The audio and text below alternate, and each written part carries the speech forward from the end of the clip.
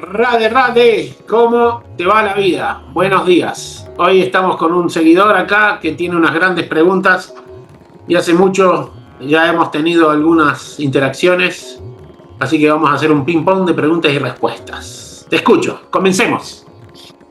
Ok, las primeras creo que incluso las hice hace meses, pero estaría bueno retomar las cuestiones, ¿no? Manda. Hace tiempo vi un video en donde experimentaban con un tipo de artefacto para ver si podían captar respuestas nerviosas en las plantas, ¿no? Eso cómico porque no tienen sistema nervioso, pero de alguna manera ahí trataban de ingeniárselas con quemándolas y algo así, medición de respuestas energéticas, pero ya no encuentro el video, tal vez lo borraron. Y de ahí me pregunté, porque eso lo vi hace, creo que más o menos hace una década más o menos, me pregunté si sienten dolor y presiento que si lo sienten sería mucho menos o diferente que animales terrestres, por ejemplo, como averigüé que algunos animales acuáticos tienen un sistema nervioso menos desarrollado, pero tenía esa inquietud también. El alma pasa por 8.400.000 cuerpos diferentes. Esos 8.400.000 cuerpos diferentes, 400.000 son humanos o humanoides. Los otros 8 millones son diferentes especies, ya sean vegetales, minerales, animales, que están en el mar, que están en el aire, que están en la tierra. Diferentes tipos de cada una de estas especies se pueden incluso expandir, pero el alma pasa por todas las especies. Si está vivo, tiene sensaciones, tiene percepciones, son diferentes a las nuestras. Así como tú no puedes, ni yo podemos andar en el agua por mucho tiempo sin algún tipo de maquinaria para poder hacernos respirar, el pez no puede vivir afuera del agua. De la misma manera, la forma de sentir de los árboles, de las piedras que también tienen vida, son diferentes. Pero claro, analizando la forma de estudiarlo con nuestra ciencia, que es bastante mediocre, es obvio que no va a haber capacidad de percibirlo. Pero es muy sabido también de que cuando cortan un árbol, todos los otros árboles se ponen tristes alrededor de él, porque hay una conexión inconsciente, pero que, claro, dentro de lo que nosotros planteamos como el inconsciente colectivo, ellos lo tienen consciente al colectivo. En realidad no somos tan avanzados como creemos, principalmente porque hacemos de nuestro cuerpo un uso muy retrógrado, no tenemos más comprensión que procrear, buscar comida, un techo, defendernos, como si fuésemos un animal. Estamos perdiendo la esencia más importante del ser humano, que es el autoanálisis, ¿no? En un video vi como unos árboles se inclinaban en una dirección, ¿no? Y creo que va por lo que dice, sí. Simplemente pone una planta y va a ver cómo va para el sol. Es matemático. Sí, así es. Sé que los Jains tienen una dieta más estricta, ¿no? Que está muy ligada a su perspectiva de la ahimsa.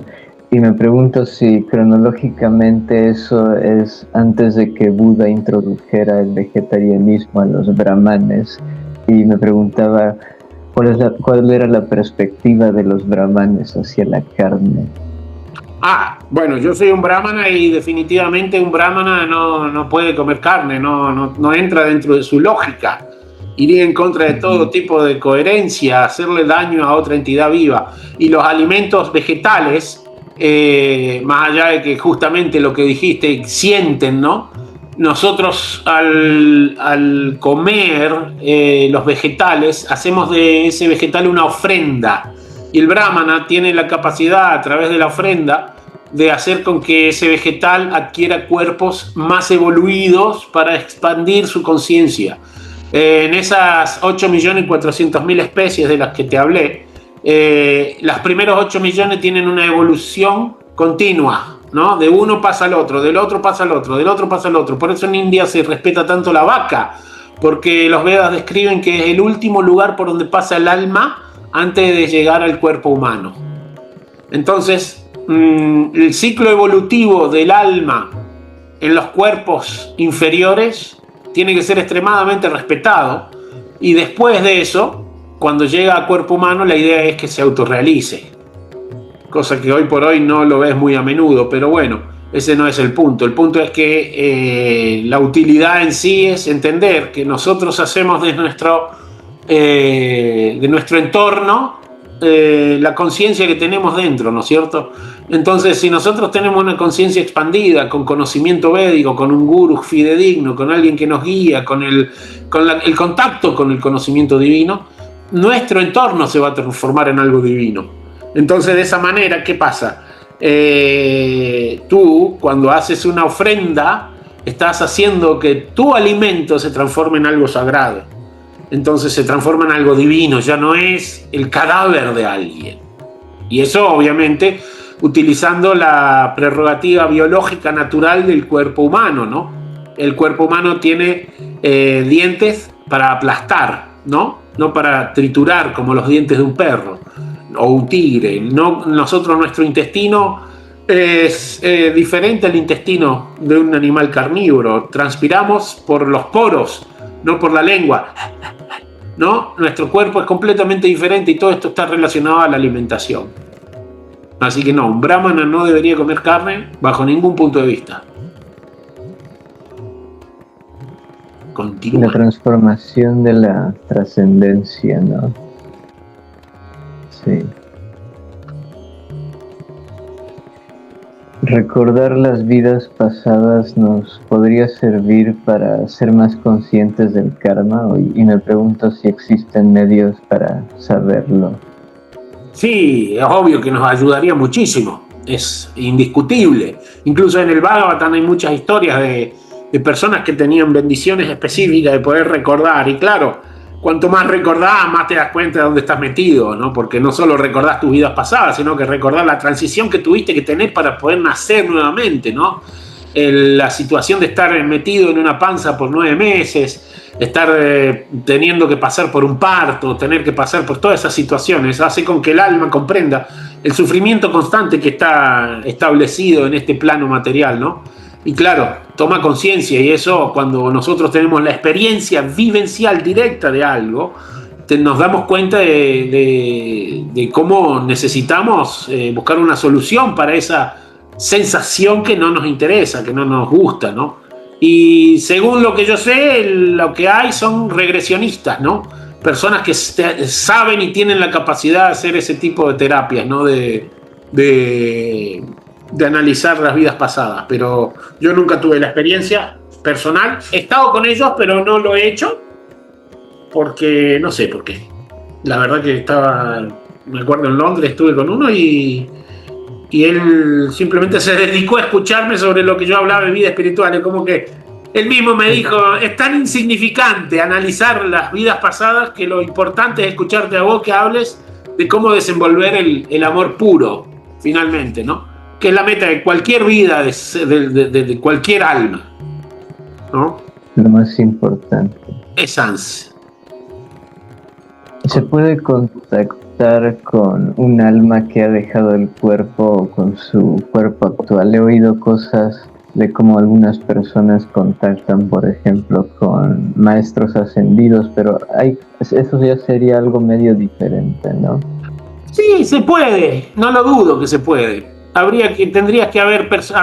Deberían haber personas que hacen ese tipo de conexión, que tengan un tipo de capacidad específica, porque la capacidad está en todo ser vivo. El punto es que hay que desenvolverla, cultivarla, incrementarla, ¿no? Ahora, yo nunca tuve la oportunidad, y considero que si uno quisiera tener un contacto con almas más elevadas, volvemos al punto, ¿no? Desenvolver el estado de la conciencia pura hace con que las personas que necesitas que se aparezcan ante ti se van a aparecer. Yo considero que lo más importante es tratar de expandir nuestra percepción de lo que somos, un alma, Satchitananda, eterna, plena de conocimiento y plena de felicidad. En ese estado de la conciencia, como lo que somos de verdad, como un alma, ¿qué va a suceder? Vamos a tener apertura a la percepción de que todo lo que está sucediendo alrededor nuestro es un mensaje divino. Y en ese momento no es que estamos tratando de contactar con este santo o aquel santo o la otra persona o la otra, no. Estamos buscando el mensaje divino específico que necesitamos nosotros. Y eso va más allá de cualquier persona específica, porque cada una de las personas que establecieron algún patrón de conducta, que establecieron algún tipo de rama filosófica, escuela filosófica, vida espiritual, lo que sea, estaban haciéndolo en ese momento específico. Era como una identidad que tenían que asumir para poder establecer lo que se tuvo que establecer en el momento que se tuvo que establecer para la gente que se tuvo que establecer. Suponete vos te vas y te lees un libro de Bhaktivinoda Thakur, te lees un libro de alguna acharya de los Goswamis de Brindavan, qué sé yo, gente que estuvo hace cientos de años, ¿no es cierto? Pero esas personas te van a venir a dar, si es que te vienen a dar, el conocimiento para tu alma que vos necesitas para el momento que estás viviendo. Entonces no tiene nada que ver con lo que vos estás sintiendo, con la conexión con ese libro y lo que idealizaste en pro a esa persona, en relación a esa persona, y lo que vos como persona, como alma en su proceso evolutivo necesita de verdad. Ahora bien, es importante tener una conexión contigo mismo y con Krishna, la suprema personalidad de Dios, porque cuando vos conectás con tu esencia divina, naturalmente van a venir, como ya dije previamente, los mensajes necesarios para que tú recuperes tu memoria. Acá lo único que nos pasa a nosotros, a todos los seres vivos, es que estamos con un profundo nivel de amnesia. No nos acordamos de quiénes somos. No vivimos como un alma. Vivimos como la identidad material, momentánea, que creemos que tiene que ver con esta realidad que es el cuerpo y nuestros amigos, nuestra familia, nuestras situaciones, tristeza, futuro, pasado, felicidad y todas materiales, ¿no? Sí, en Maya, pero por el mismo hecho que va más allá de la mente, es lo que mayormente conecta con lo que va más allá, con lo trascendente, ¿no? Esa es la idea, hacer con que la mente, ¿no? Como dice el Bhagavad Gita, tú puedes ser degradado a través de tu propia mente o trascender este plano material gracias a tu mente. La mente es una herramienta, no es la identidad que momentáneamente creemos ser. Cuando nosotros utilizamos nuestra mente como lo que es una herramienta al servicio de la inteligencia para aprender a discriminar, para poder trascender este plano material, naturalmente podemos hacer con que vivamos desde el alma y no desde una mente, ¿no? Como esta perra que tengo acá al lado. Cuenta. Está en su proceso también. Todos. Indiscutiblemente. Incluso los animales se purifican. Yo tengo 24 horas al día mantras aquí. No hay forma de que cualquier entidad viva que esté alrededor donde se escuchan los mantras constantemente tienen evolución matemática, ¿no? No es cualquier alma la que se acerca a un lugar donde se practica vida espiritual todo el tiempo. Correcto. Esta me parece más interesante. Realmente existe el vacío, porque para que energía o vibración fluya se podría plantear un vacío por la naturaleza del movimiento, a menos que la energía y la materia no se aborde desde un estado sólido o compositivo o concreto, como lo suelen decir la ciencia de hoy en día, sino que podría, si se abordara en algo como el éter, en ese caso sería difícil determinar algo como forma, contenido y vacío. Ya aún así, encima con la prerrogativa de la ilusión material, ¿no? Tierra, fuego, aire, agua, éter, mente, inteligencia, ego, ¿no? Los elementos que cubren el alma, los elementos de la prakriti, de la energía material. El concepto del vacío nace desde la idea desde la creencia, ¿no? De lo que no conocemos. pero que no conozca yo África no significa que África no exista. ¿No es cierto? Si tú nunca has ido a India, no, India no existe porque yo no fui. Buah. ¿Entiendes? No, el vacío no existe porque yo no estoy en el vacío. Yo estoy lleno. Y bueno, es lo mismo que plantea cualquier... Por ejemplo, te vas a Estados Unidos y los americanos creen que son lo más grande que existe y nunca han salido de Estados Unidos. Por ejemplo, un ejemplo, ¿no? Igual que cualquier otra persona de cualquier otra nacionalidad, no necesariamente un americano. Cualquier persona que considere que su lugar es lo único que existe. Es como la fábula de la rana, las dos ranitas, ¿no? Una ranita está charlando con otra y una le dice: estoy cansada, me voy, no aguanto más. Y se va y empieza, viene en un charquito chiquitito, ¿no? Y se va, y se va, y se va, y se va, y al cabo de unos días llega al mar. Y quedó alucinada, así, diciendo: wow, el tamaño que tiene el mar es gigantesco, es impresionante. Y después de un tiempo vuelve para contarle a su amiga, la otra rana, lo que había visto. Y claro, la otra ranita le dice: ¿y de qué tamaño es el mar ese que dices? Es 2 veces nuestro charco, es 3 veces nuestro charco. Claro. Y la otra rana se queda como diciendo: ¿y cómo le explico, no? Es la misma realidad. ¿Cómo le explicas a una persona que no ha tenido la vivencia, la esencia de una vivencia? Las vivencias en sí son el punto más importante que existe en la práctica espiritual. El maestro te puede guiar, como se dice, ¿no? Uno puede llevar el caballo al agua, al río, pero el caballo toma agua si quiere, ¿no? La sensación de tomar el agua la va a tener el caballo. La sensación de percibir el vacío lo va a tener el que experimenta, y no el que continuamente está haciendo con que sean solo especulaciones dentro de su mente. Porque cuando nosotros simplemente imaginamos, no estamos vivenciando. Y es muy importante que nosotros vivenciemos. Entonces el éter es el espacio por donde corren los objetos más groseros, más burdos. ¿Entiendes? Por ejemplo, en una manguera, el vacío que hay mientras el agua no corre es específico para que corra el agua. De esa manera, el agua va a poder tener un espacio por donde correr. Entonces se lo puede considerar vacío tanto y en cuanto no existe el agua. Pero cuando el agua existe ya no está vacío, es agua.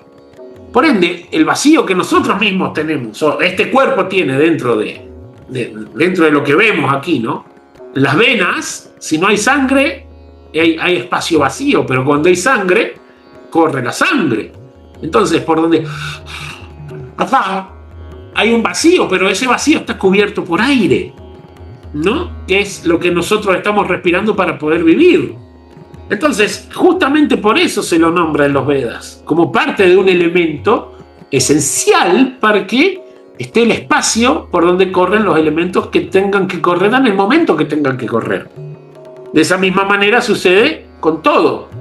El espacio está para que se llene en el momento que tiene que ser llenado. Igual que cuando dicen: pon tu mente en limpio. ¿Qué significa pon tu mente en limpio? Poner tu mente en vacío. Ese es otro tema. Es una confusión, no es lo mismo. La idea de que nosotros tengamos la mente completamente limpia, sin absolutamente ningún pensamiento, es una ilusión.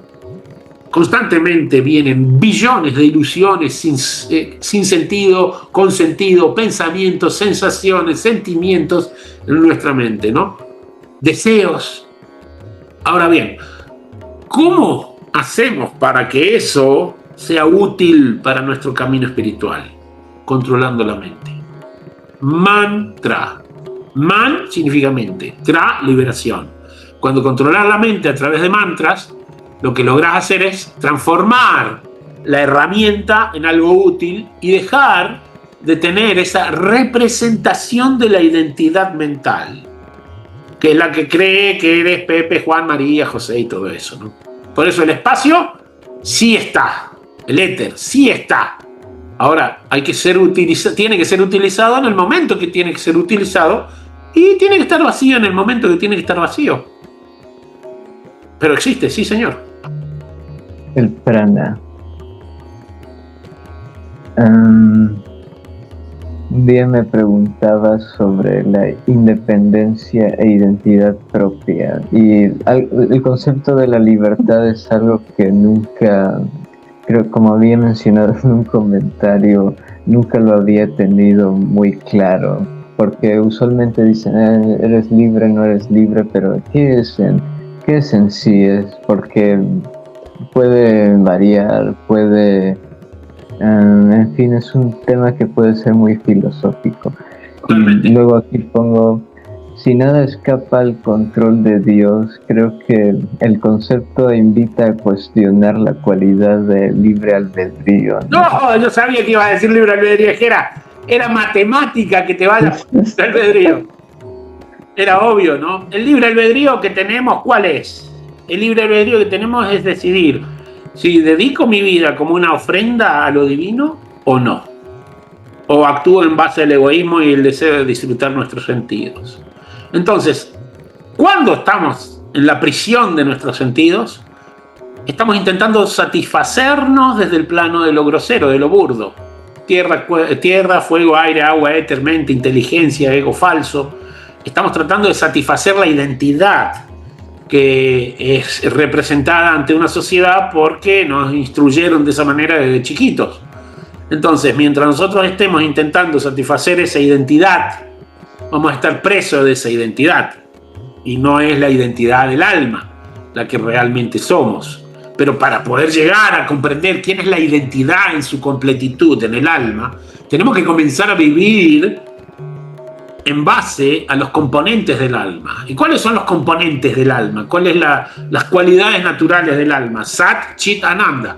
Eternidad, conocimiento y felicidad consecuentemente y en ese orden. Primero vivir en la eternidad, en el presente constante. Para eso tenés que desenchufar la idea de que hay un futuro o un pasado.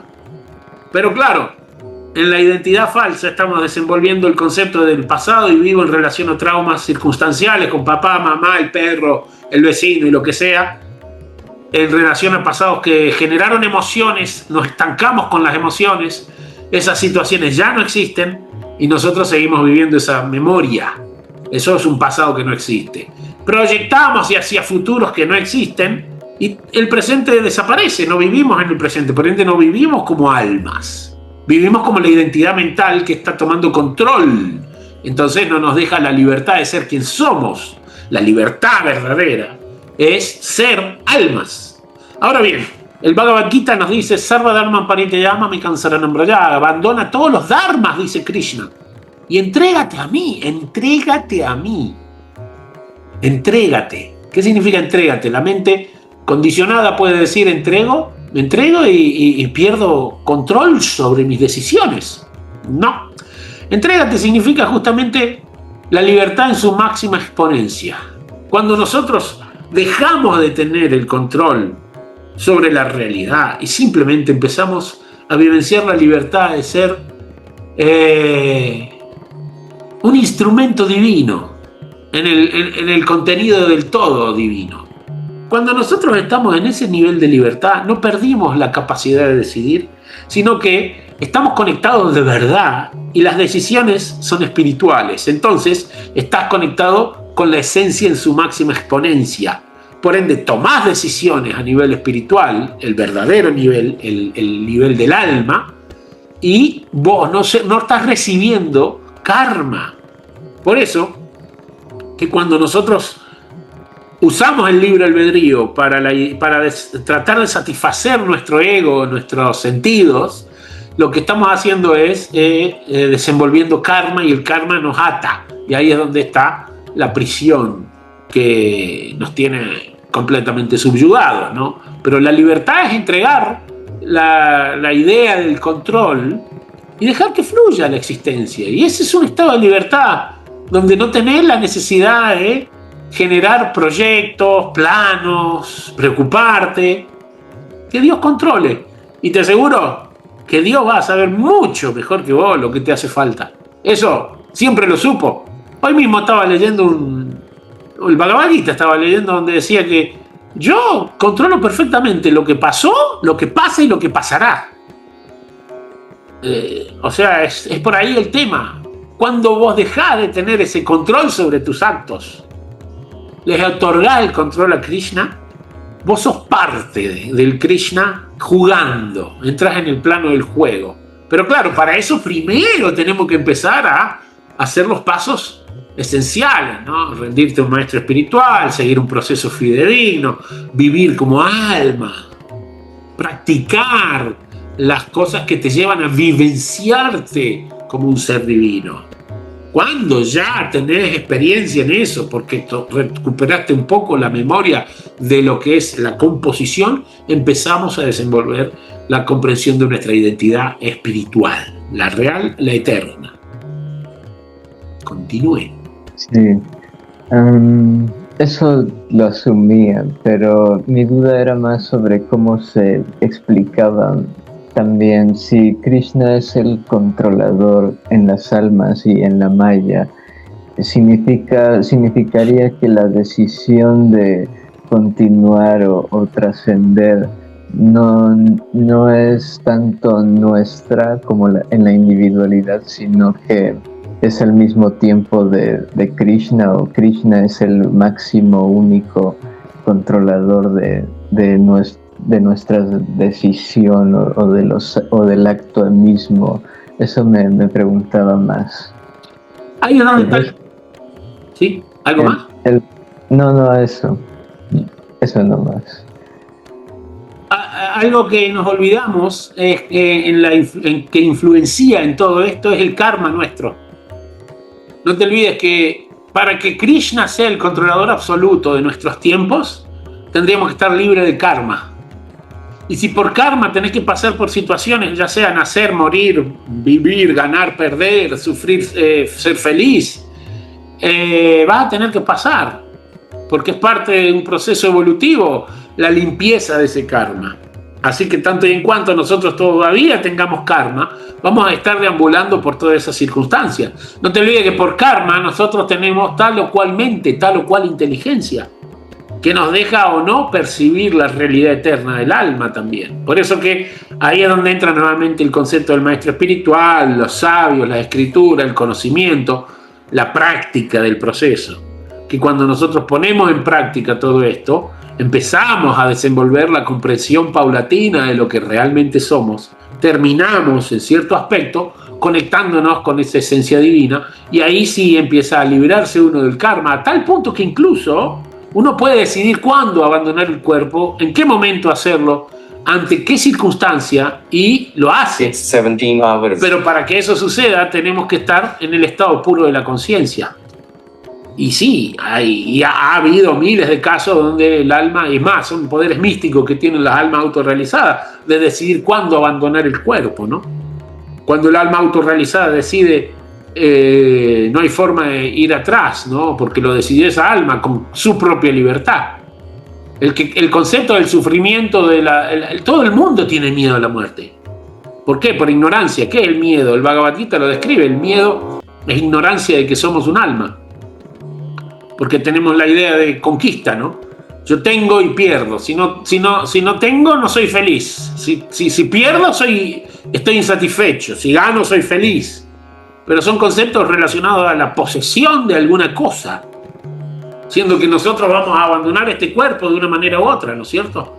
Entonces nos cuesta mucho entender la realidad del alma desde el plano de la trascendencia verdadera, porque todo el tiempo, cualquier serie, película que vos veas, ¿qué te va a dar cuenta? De que están hablando de que no te vayas a morir, por favor, no te mueras. ¡Oh, se va a morir cualquier cosa! Todo es un drama.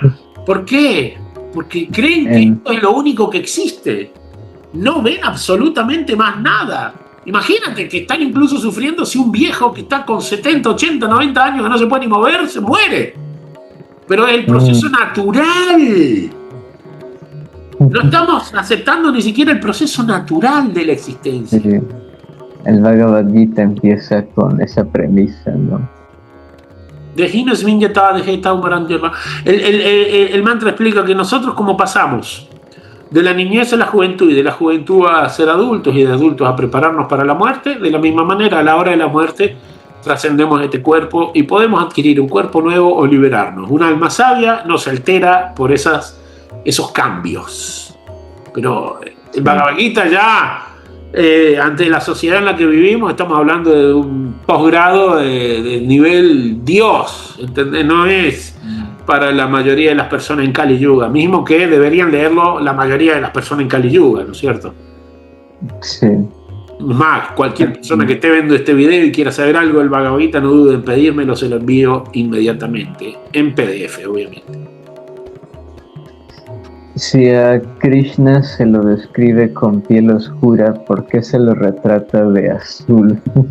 y quiero añadir al tema de la pregunta sobre el color azul en la piel de las deidades. He oído que el azul es un color místico, pero no conozco esa cuestión con exactitud. Según lo que describen los Vedas, nuevamente yo me remito a lo que leo, Krishna tiene el color de una nube a punto de llover, bien oscura. Es como un azul muy negro, un negro, no negro, sino azulado, como un gris muy oscuro. Lo cual los Vedas describen cómo son los ojos, la ceja, la nariz, la boca, el labio superior, labio inferior, los hombros, cómo camina, cómo se viste, los diferentes horarios del día, qué hace, qué no hace, dónde está, todo eso está escrito en escrituras más íntimas que el Bhagavad Gita. El Bhagavad Gita es el ABC del entendimiento del alma, de que sos un alma. O sea, es el principio, pero súper principio. Después de eso viene el Bhagavatam, que tiene como 20 libros que explican cosas mucho más profundas. Y después de eso hay muchísimo más. Los Vedas son, diría que ilimitados si te pones a contar, ¿no? Pero es impresionante la cantidad de conocimiento que hay ahí. Y hay literaturas íntimas, y hay, no solo eso, literaturas íntimas que hoy en día están escondidas, enterradas en samadhis, en tierra, en Vrindavan, y que no hay personas con capacidades para leerlos en este plano todavía, porque hablan de cosas muy íntimas en relación a los conceptos de Dios. Para poder entender ese tipo de intimidad, tendrías que estar totalmente libre de la lujuria, de la envidia, de la codicia, de la ira, de todo ese tipo de cosas que está relacionado a esa libertad de la cual hablábamos. Ahí es donde entra la libertad, ¿no? Pero en relación a los colores, no tengo mucha información sobre ese tipo de formas, sobre cosas, pero justo hace poco hablaba con un chico sobre color terapia también, ¿no? Hay muchos colores que afectan, incluso en marketing se usa un tipo de color específico para diferentes mensajes y todo, ¿no? Uh-huh. Nos quedan 3 minutos, te cuento. Okay. Tal vez lo cortas acá y vuelves a grabar. Hacemos otro video, no hay ningún problema. Ok. Sigo entonces. Cuéntame, otra pregunta en 3 minutos se responde. Ok. Conozco a una canalizadora y una persona que vio entes en su casa a veces. Ambas tuvieron pasados traumáticos que fueron expresados tarde al parecer. Y esa canalizadora y otra más que conozco aparte personalmente dijeron ser amenazadas o atacadas por energías oscuras. ¿Cómo se podría interpretar eso bajo un contexto védico? ¿Es porque simplemente pueden ver cosas que otros no ven ante los mismos acontecimientos? Qué muy linda pregunta. Y para quien quiera conocer la respuesta, que venga en el próximo video, porque de verdad que me voy a esforzar bastante en explicar esa pregunta. Espero les haya gustado, suscríbanse, lo mismo de siempre, y nos vemos en el próximo video. Radhe, radhe.